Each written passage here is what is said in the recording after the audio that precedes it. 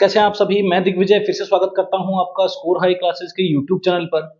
आज हम class 12th physics से आप लोगों के लिए इलेक्ट्रोस्टैटिक यूनिट के अंदर बहुत ही इंपॉर्टेंट पार्ट लेकर के आए हैं, जिसका नाम है पोजीशन ऑफ थर्ड चार्ज। जब भी हम कूलम्स लॉ पढ़ते हैं तो हम कूलम्स लॉ क्या पढ़ते हैं कि दो पॉइंट चार्जेस के बीच में जो फोर्स ऑफ इंटरेक्शन या मैं कहूं फोर्स लगने वाला है, उसकी वैल्यू क्या आती है के Q1 Q2 bye are square. इसका मतलब ये हुआ कि जो फोर्स है वो दोनों चार्जेस के मैग्नीट्यूड के डायरेक्टली प्रोपोर्शनल है और उन दोनों के बीच में जो डिस्टेंस है उसके स्क्वायर के इनवर्सली प्रोपोर्शनल है। तो क्वेश्चन ये बनता है कि थर्ड चार्ज को उन दोनों चार्जेस के बीच में कहां रखें कि उस थर्ड चार्ज पे नेट फोर्स क्या रहे, हमेशा जीरो रहे। आइए स्टूडेंट्स शुरुआत करते हैं यहां से। तो हमें पढ़ना क्या है, हमें पढ़ना है पोजीशन ऑफ थर्ड चार्ज, जिसमें हम पढ़ेंगे क्या, फाइंड करेंगे लोकेशन को where the forces from each of the two charges on the third charge are equal and opposite. जो मैंने आपको हिंदी में समझाया वही चीज यहां पे हमने किस में देखी है, इंग्लिश में लिखी हुई है। क्लियर है? तो मैंने जो समझाया उसकी इंग्लिश फॉर्म ये होने वाली है, आपको ये दिमाग में रहे क्योंकि क्वेश्चन आपसे पूछेगा find the position of third charge between the two point charges where the net force on the third charge equal to zero। Net force zero होने का मतलब क्या होता है बच्चों? नेट फोर्स का मतलब होता है कि जो फोर्स लगेगा वो ऑपोजिट डायरेक्शन में लगेगा और उसका मैग्नीट्यूड क्या होगा, एकदम सेम होगा। दोनों का मैग्नीट्यूड क्या होने वाला है, यहां से बिल्कुल सेम होने वाला है। क्लियर है? बात करते हैं तो सबसे पहले हमें कॉन्सेप्ट कौन सा समझना है वो पहले समझ लेते हैं, उसके बाद में एक जनरल फॉर्म रेडी करेंगे। जनरल फॉर्म रेडी करने के बाद में एक छोटा सा न्यूमेरिकल भी लेंगे जो आपके नीट और जेई में बहुत इंपॉर्टेंट रोल प्ले करता है। क्लियर है?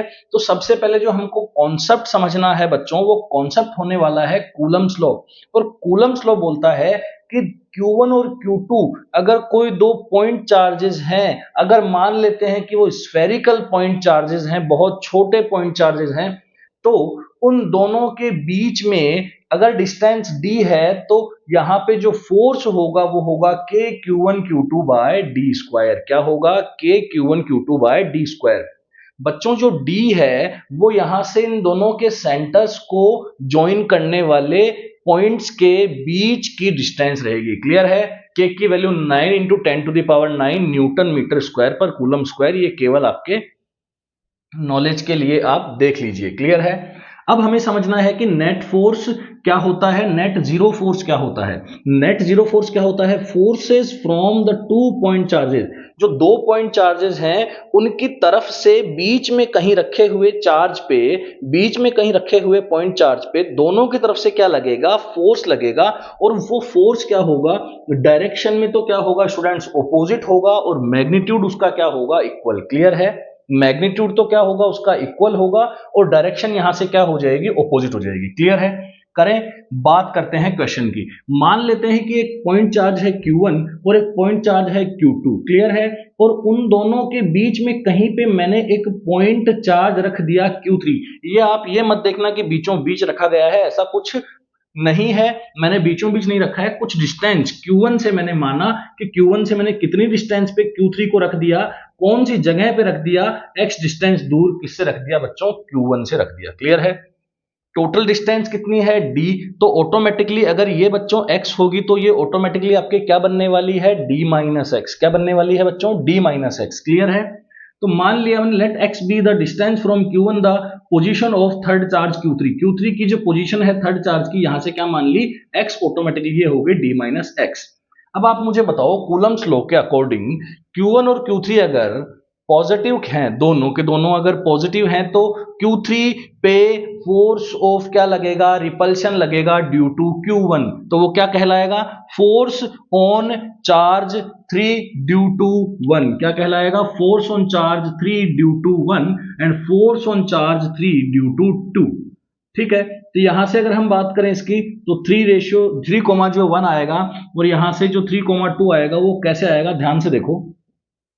जो F13 होगा वो 1 और 3 के बीच में लग रहा है, 3 पे लग रहा है, कोई दिक्कत नहीं है।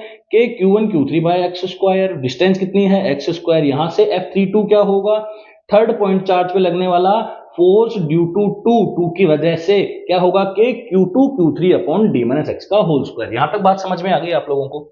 अगर यहां तक बात समझ में आ चुकी है तो दोनों का मैग्नीट्यूड हमें क्या करना है, सेम करना है। दोनों का मैग्नीट्यूड हमें क्या करना है बच्चों, सेम। तो दोनों का मैग्नीट्यूड करेंगे तो K Q1 Q3 by x square, K Q2 Q3 by d minus x के होल स्क्वायर को इक्वल करना होगा। Q3 K कैंसिल आउट हो जाएंगे, समझ में आ रही है बात? यहां से क्या हो जाएगा, Q1 upon x square, Q2 upon d minus x का होल स्क्वायर। यहां तक बात समझ में आई आपको Q1 का? अब मैंने क्या कर दिया, दोनों तरफ होल स्क्वायर कर दिया, दोनों तरफ क्या कर दिया, होल स्क्वायर।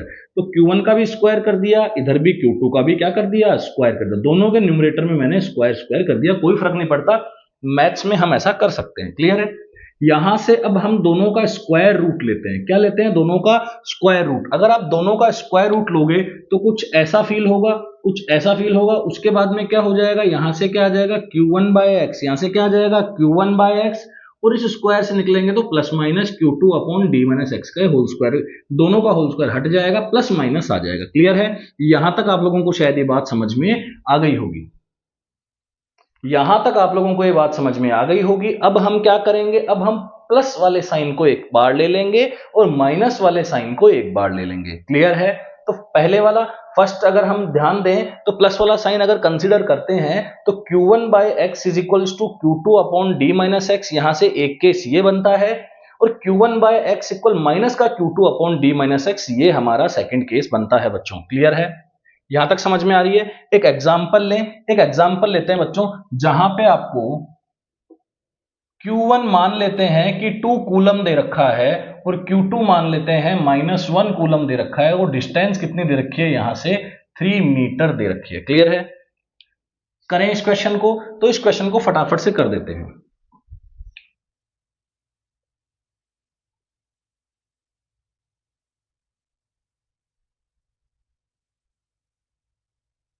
और उस क्वेश्चन को यहां कर देते हैं। अभी तक समझ में आ रहा है क्या पढ़ाया है? सबसे पहले मैंने पोजीशन ऑफ थर्ड चार्ज है, पोजीशन ऑफ थर्ड चार्ज के लिए कूलम्स लॉ आना चाहिए। कूलम्स लॉ आने के बाद क्या पता होना चाहिए, नेट चार्ज, नेट फोर्स कहां जीरो होगा, उस चार्ज पे नेट फोर्स कहां जीरो होगा, लेट एक्स डिस्टेंस पे जीरो होगा। उसके बाद में इक्वेट कर दिया, 3 पे लगने वाला 1 की वजह से, 3 पे लगने वाला 2 की वजह से इक्वेट कर दिया। इक्वेट करने के बाद यहां से सॉल्व कर लाए, सॉल्व कर लाए, कितने केस बनाए, 2 केस बनाए, केस 1 में ये, केस 2 में ये। क्लियर है? करें क्वेश्चन। तो क्वेश्चन है हमारे पास Q1 कितना है, Q1 यहां से है कितना, 2 कूलम मान लेते हैं, और Q2 यहां से है कितना, माइनस का 1 कूलम मान लेते हैं, और डिस्टेंस कितनी मान लेते हैं, 3 मीटर। क्लियर है? देखो अब यहां से आप जो आंसर आएगा उससे थोड़ा सा चौंक जाओगे, थोड़ा समझना होगा आपको कि आंसर आएगा कैसे। क्लियर है? देखिए, अगर मैं मान लेता हूं कि कहीं बीच में चार्ज है, कहीं बीच में चार्ज है, ठीक है, तो बीच में चार्ज है तो मेरे को ये वाला फॉर्मूला, ये दोनों में से लगा के देखना पड़ेगा, दोनों को लगा के देखना पड़ेगा। क्लियर हो है? बात समझ में आ रही है? दोनों को लगा के देखता हूं, तो मैं फर्स्ट वाले को अगर लगा के देखता हूं, फर्स्ट वाले को अगर लगा के देखता हूं तो Q1 कितना है, 2 है, x कितना है पता नहीं, x तो पता नहीं यहां से, क्योंकि थर्ड चार्ज हमने कहां रख दिया, यहां रख दिया। ठीक है, पोजीशन पता करनी है हमें, थर्ड चार्ज को हमने कहां रख दिया, यहां, Q3 को यहां रख दिया, x डिस्टेंस पे दूर। ठीक है, क्लियर है?